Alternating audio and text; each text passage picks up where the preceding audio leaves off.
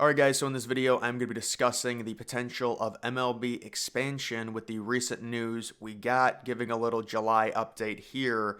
You can see the Rays Stadium redevelopment project got approved. Now what? Yeah, so I'll give my take quickly on this. I'm not surprised based on where the process was that they did approve the project. The total stadium cost is around 1.3 billion. It is fully enclosed, not surprising with the Florida weather, and it does have the natural light, kind of almost like a teepee canopy look to that stadium. The capacity only 30K. We're all surprised by this. Again, what they're saying, and I've said this in several other videos, people are like, how is it possible that they would build this stadium in St. Petersburg when that's a major issue? They're going with this whole developmental approach where they're spending around $6 billion total in what will be a mega project with apartments and other complexes surrounding the stadium. There are a lot of more photos that were released, the renderings, if you will, showing that the new ballpark will be located right next to where Tropicana Field is. So within the coming years, they will be building that new ballpark, and Tropicana Field is still going to be there. And then they will immediately knock down Tropicana Field and put in more residential areas, restaurants, places for people to hang out, bars, things of that nature. But the big thing here is the residential areas, the apartments, the high rises, stuff like that. Also, they do have a lot of nice landscaping. They've got a little river that goes right next to the stadium. So it looks like a good developmental project, but I'm pretty surprised that this went through. Well, I'm not surprised that it ended up going through. I'm surprised that this even really got developed and is even a thing based on the just lack of overall attendance the Rays have had. I know you could argue, well, it's based on Tropicana Field, but there are people in Tampa Bay that say no, it's because of the location, and they're not changing the location. So maybe they're bringing the people to them if they're able to build all of those apartments. But that's just my little opinion on that. That is happening. It is official. The construction, I would imagine, will be starting relatively soon. And you can see now the question is, because we've been talking about the Rays situation, the athletic situation, with both of those situations solved, or kind of solved, because the Athletics still have some work to do there and getting to Las Vegas, even getting the funding still being reported. They are $300 million short. Are they going to have to go to another source, maybe another investor to get that $300 million for that stadium? We will see. The hotel already got demolished there where the stadium site is supposed to be, so at least there was movement with that, but it's still a little bit away. And they did leave the option to possibly staying at that AAA minor league park for 4 years if they need to. That would be horrible for MLB, of course. You don't want a team playing at a minor league park for 4 seasons, and it's already come out with the artificial turf. It's going to be extremely hot during the summer. They're going to be forced to play day games based on the deals that they have right now, the exclusiveness to Sunday Night Baseball, and also getaway days, the rules there where teams have to be leaving a stadium or a game has to start at a certain time if they're going to another city and playing the next day. There's a lot of problems with that.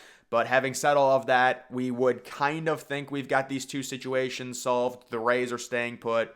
The Athletics are moving to Las Vegas in due time.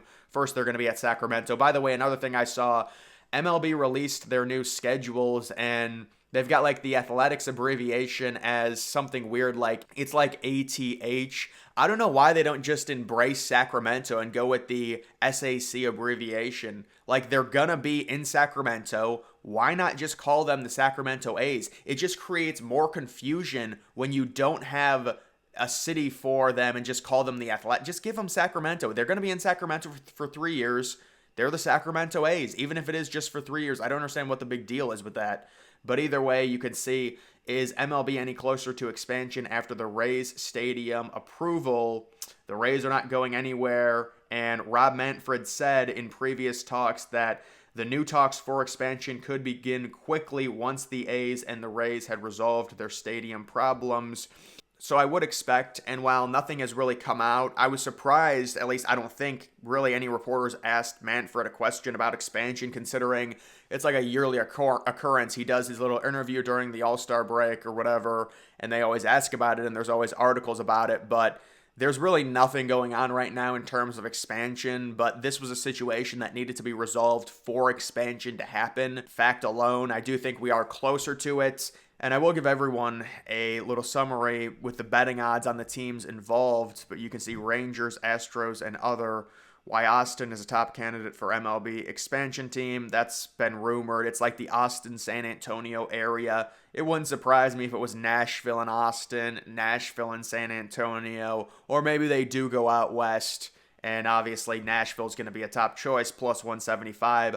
Salt Lake City, they're really trying to build it up. They've already got an NHL team. We know they've also got the Jazz sitting at plus 350. These were odds last year, but I really don't think they've changed much, honestly. You can see Charlotte at plus 500. It's going to be either Nashville or Charlotte. I'm pretty confident it's going to be one of those two. Likely Nashville over Charlotte. Look at their massive investment into their new domed football stadium. Portland sitting at plus 650.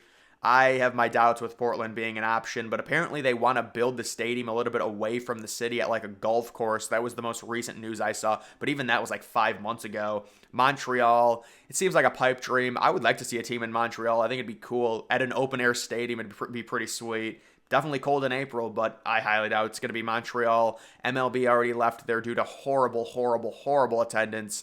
I don't think they're going to go back. And then you can see San Antonio. I would also include the Austin area. I think those odds probably would improve a little bit based on the recent news. And also, I would probably, if I had to rank these right now, just my opinion, Nashville is probably number one. I mean, I can't put Charlotte number two because it's either going to be Nashville or Charlotte. But so I'd say Nashville, Salt Lake City versus San Antonio. I might actually go Austin or San Antonio at number two, then Salt Lake City at number three, Charlotte at number four. Probably the Field at number 5, even over Portland and Montreal. But Portland does have a a Diamond Sports Group, I think, or something like that. They are trying to really push for an MLB team. I don't think it's going to happen based on a number of different factors. But at this point, that's kind of where we stand with the relocation process. So you can just see all of the different renderings of the Rays' new stadium. I mean, I guess it is big news. It's official now. That is going to be the newest MLB stadium. Right now, there is no current stadium under construction. And as you can see, the river via this aerial shot right next to the stadium. That's pretty cool. I like the way they incorporated it, and a lot of greenery, which is something that is definitely appreciated when it comes to the surrounding area. You see virtually no parking. There's literally none, which is a big contrast to what Tropicana Field is. So I will stress to people that this situation is going to be different. It's not like they're just building a new stadium. It's going to be the exact same. This area surrounding it is going to be completely built up, and it's going to be a lot more highly densely populated, which you would think would help draw more fans, not only to the area, but to the games. And also from some of the renderings, looks more like a community thing. And they're also talking about, well, the capacity is, 13,000 less.